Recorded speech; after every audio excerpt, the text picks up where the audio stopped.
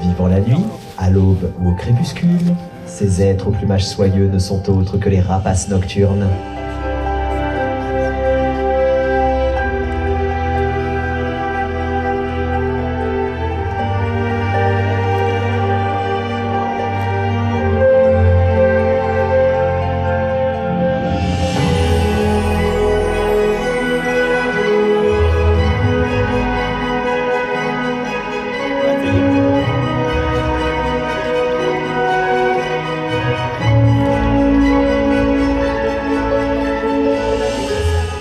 Habillés d'un duvet à l'extrémité de leurs plumes, ils évoluent dans le plus grand des silences.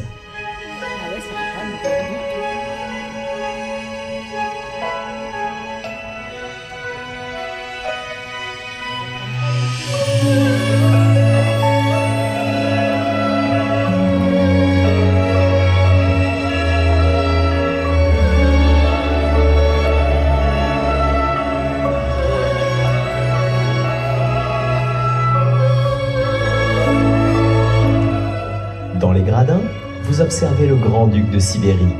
Rapace nocturne le plus imposant au monde, il peut s'attaquer à des proies de la taille d'un renard.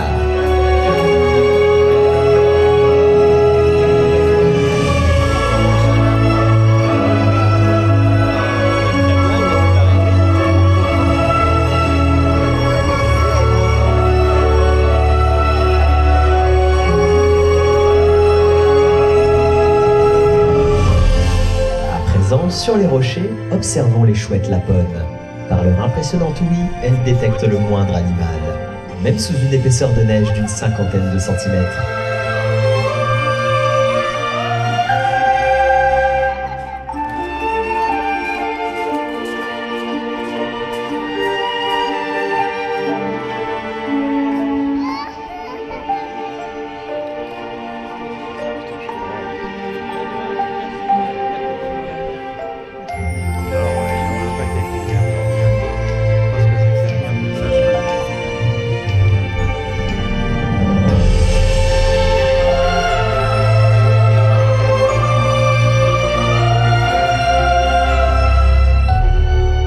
Très similaires, chouettes et hiboux se différencient au niveau des aigrettes.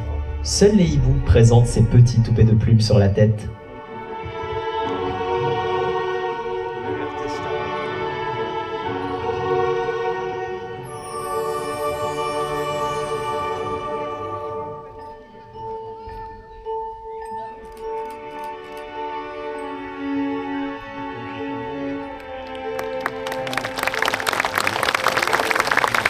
En milieu nocturne, chouettes et hiboux se sont remarquablement bien adaptés. Mais d'autres oiseaux ne demeurent pas en reste et agissent en plein jour.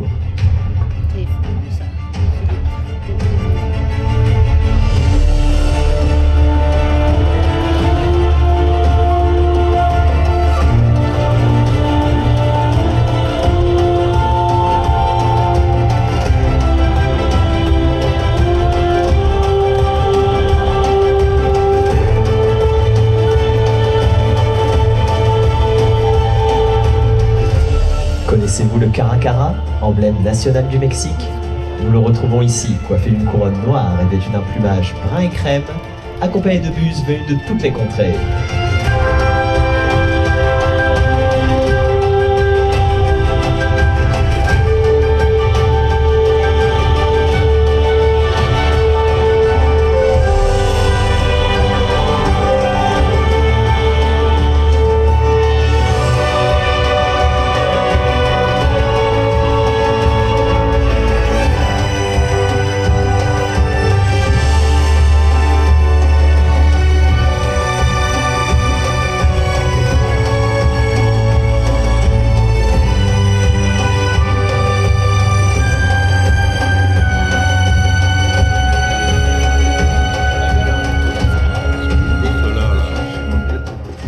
Sur la droite, en haut des gradins, la buse de Russie, également appelée buse des steppes, est migratrice.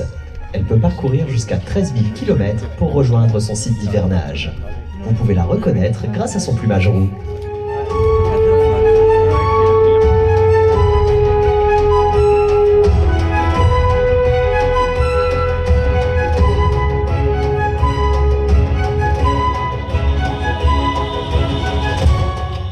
Observez les buses de Harris. Elles sont reconnaissables à leur couleur rousse et noire et la pointe de leur queue blanche. Originaires d'Amérique, elles attaquent souvent leurs proies en groupe.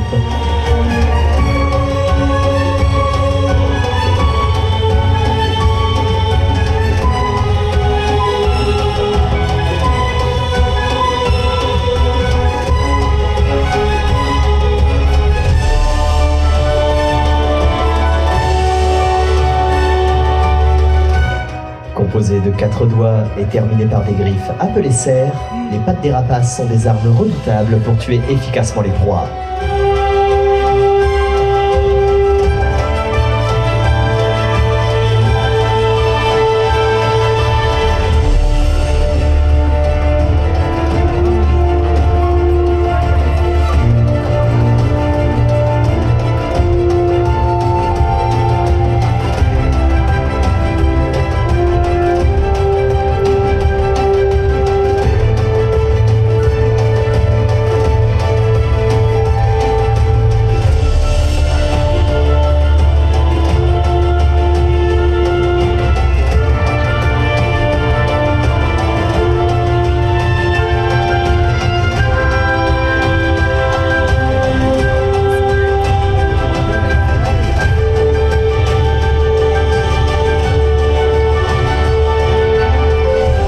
Observons à présent d'autres oiseaux aux techniques de prédation étonnantes. Sur le rocher, nous retrouvons le caracara. Très opportuniste, il se nourrit de toutes sortes de petites proies, mais également de charognes et de déchets.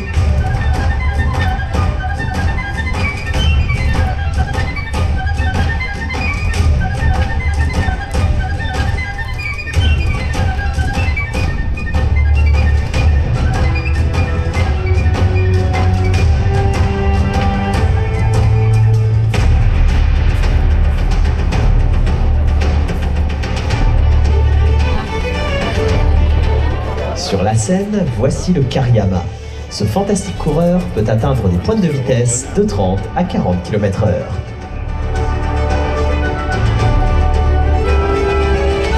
Il assomme souvent sa proie au sol avant de la consommer. Il est aussi capable d'effectuer des sauts d'1,80 m de hauteur.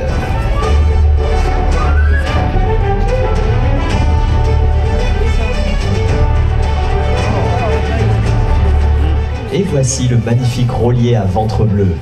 Bien qu'il capture principalement ses proies au sol, il est tout à fait capable d'attraper des insectes en plein vol.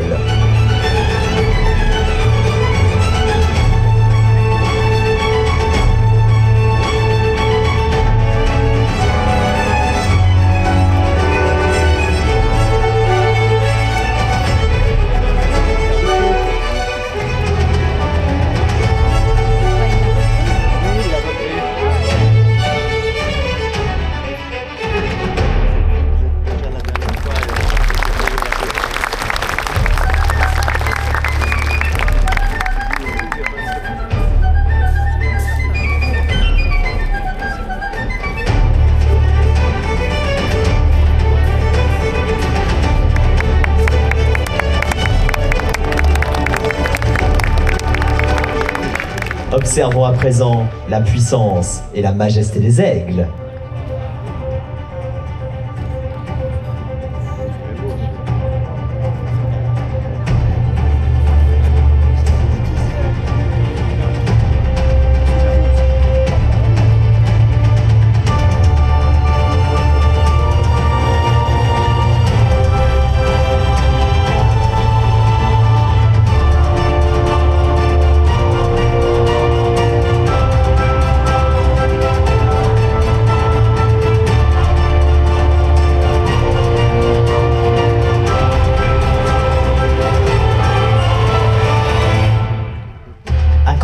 Lors des vols nuptiaux, tel un funambule, l'aigle battleur doit son nom au terme décrivant autrefois les saltimbanques et autres artistes de rue.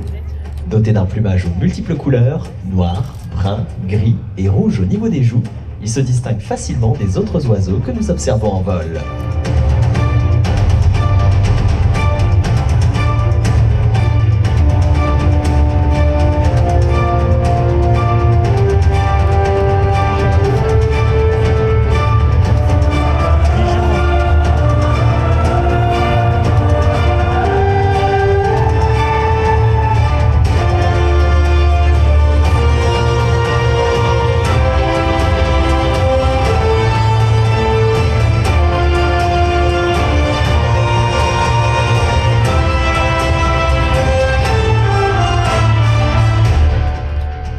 rapace présent en vol, nous observons l'aigle des steppes, au plumage marron, au bec et aux pattes jaunes. Accoutumé des attaques au sol, il se place en embuscade pour capturer certaines de ses proies à la sortie de leur terrier.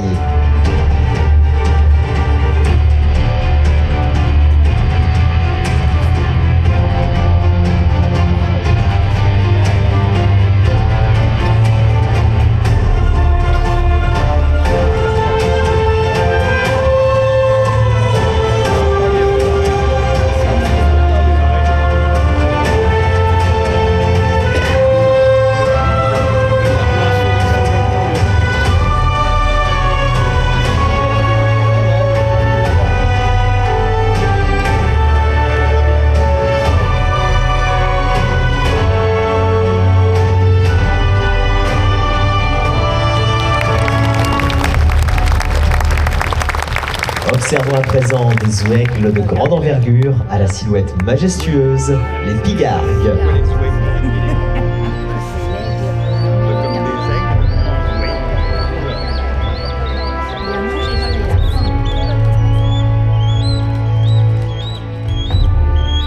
Le pigargue à tête blanche est l'emblème des États-Unis. Son cri était autrefois considéré comme chant de liberté par les patriotes lors de la Révolution américaine.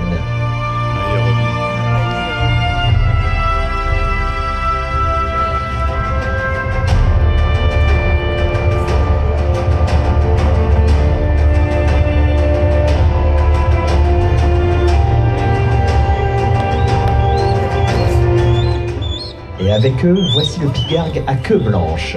Appelé aussi orfraie, c'est le plus grand aigle d'Europe. En France, il recolonise peu à peu ses anciens territoires, notamment la Champagne, la Brenne ou la Sologne.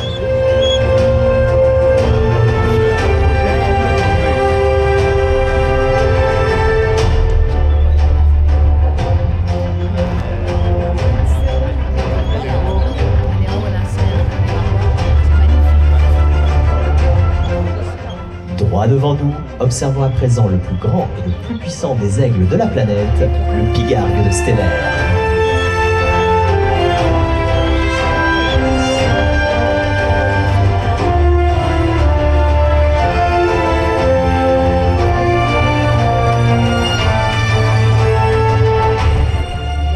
Cet aigle à la silhouette majestueuse est doté d'une envergure impressionnante pouvant atteindre 2,45 m.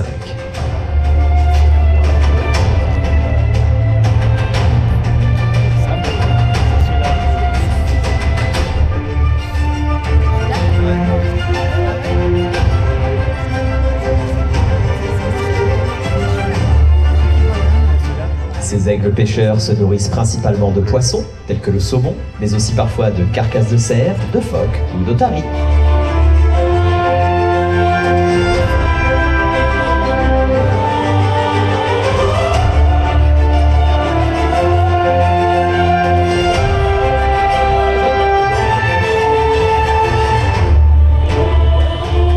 Le pigargue de Stellaire est d'ailleurs classé espèce vulnérable du fait de la raréfaction du poisson et de la disparition de son habitat.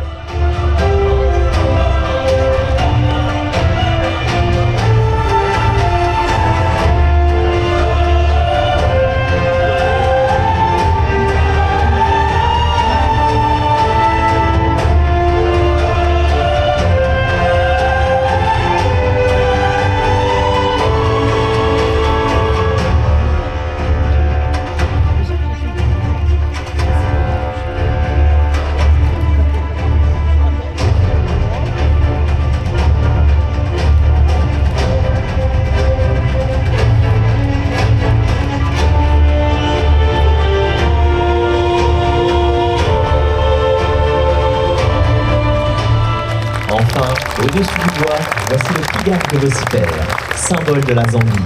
Son cri territorial est si connu que l'on parle de voix de l'Afrique.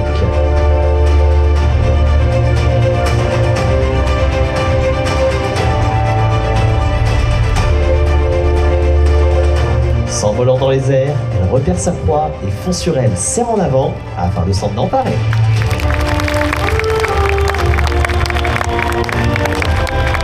Certains oiseaux fascinent, tandis que d'autres ne suscitent pas toujours la même sympathie. Ils suivent la mort et en effacent les traces. Voici les charognards.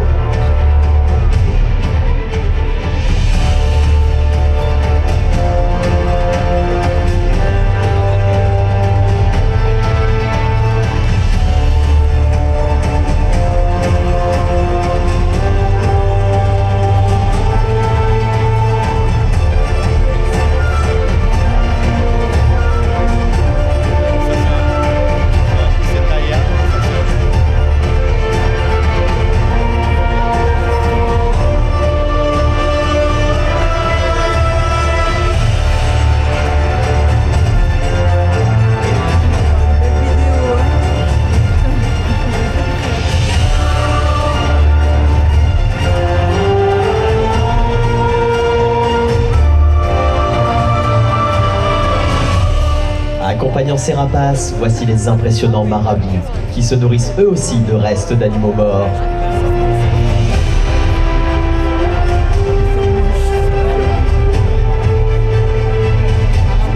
Et au lointain, de grands vautours nous rejoignent.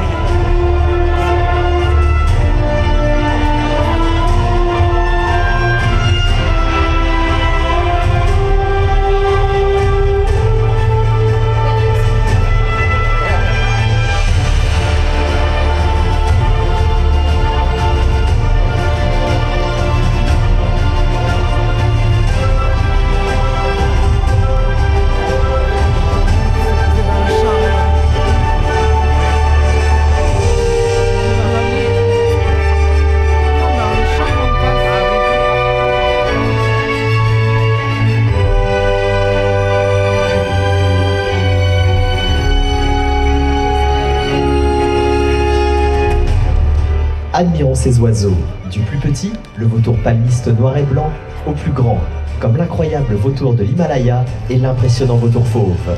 Ce dernier, observable dans les régions montagneuses, comme les Pyrénées, les Alpes et les Cévennes, est l'un des plus grands rapaces de France.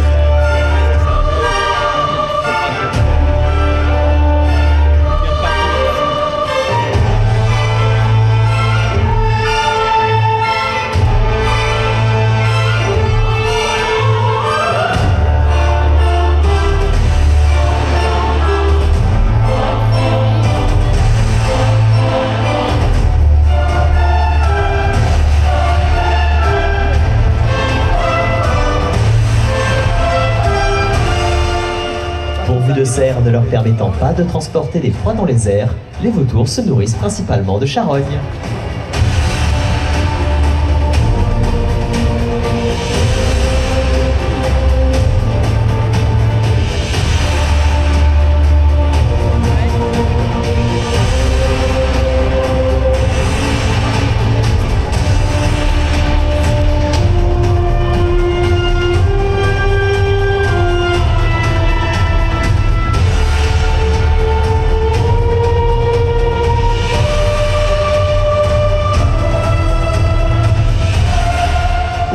Et à la tête recouvert d'un fin duvet, ils sont capables de fouiller le fond des carcasses sans salir leur plumage.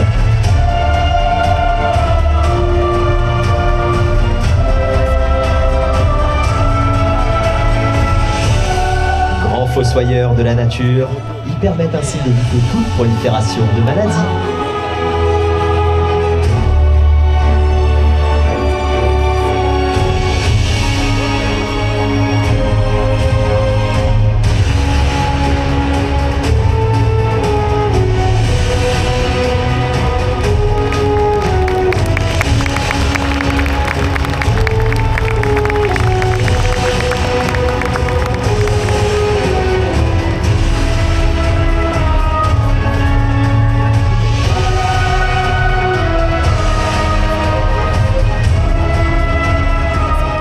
Après le vol planant des charognards, observons des oiseaux doués d'une grande aisance dans les cieux. Place au Milan.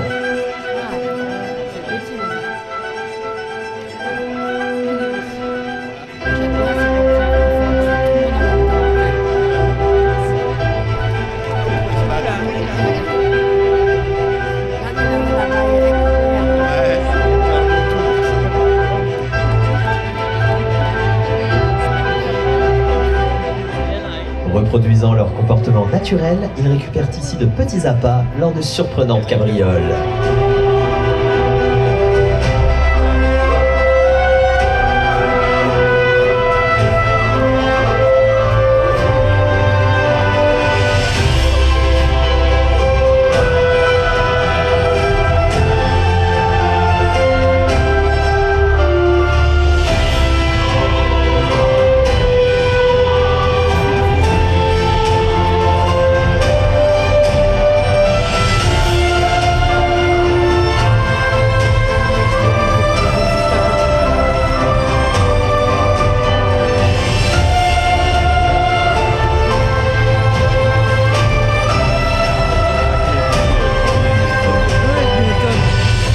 Et profitons également de ce magnifique vol de perroquets.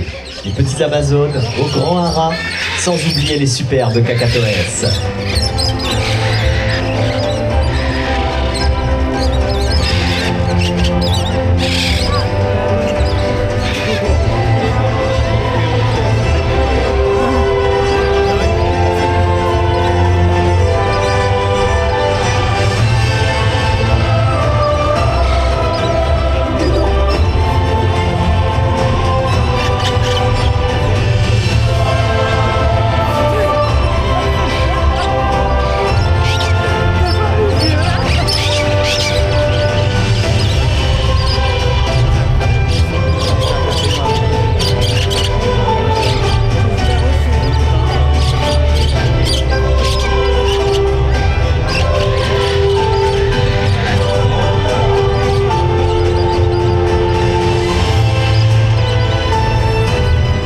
Et c'est avec grâce que d'autres géants du ciel nous rejoignent. Tour à tour, vous observez les pélicans blancs, les grues couronnées, les ibis rouges, les spatules roses, les cigognes blanches et bien d'autres encore.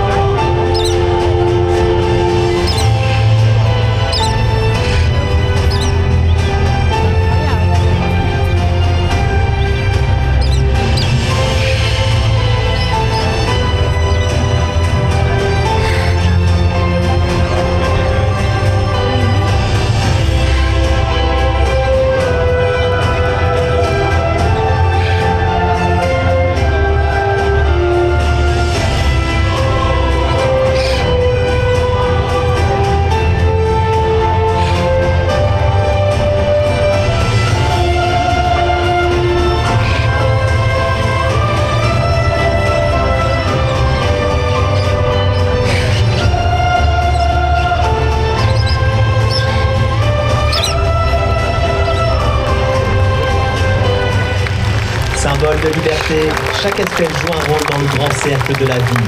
Alors protégeons tous ensemble ces maîtres des airs.